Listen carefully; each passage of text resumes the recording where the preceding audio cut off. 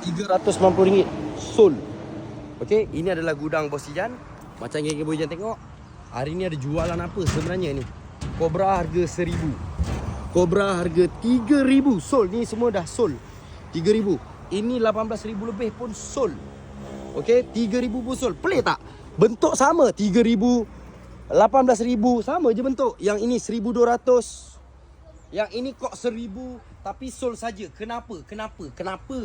Ini adalah gudang Bos Ijan. Dengar baik-baik, pasal Jati dia ada macam-macam range harga. Datang tengok kualiti sendiri, baru pilih dan beli. Ini adalah gudang Bos Ijan. Barang yang super banyak.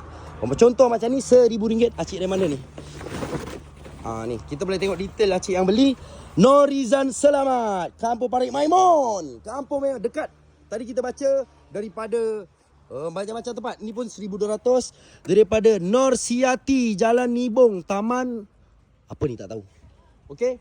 Ini adalah Cobra RM1,200 dan RM1,000. So terus pick up terus geng. Macam ni, terus pick up terus. Itu berapa punya? Harga market RM2,800. Bila RM2,800 full set RM1,000 saja. Macam ni contoh.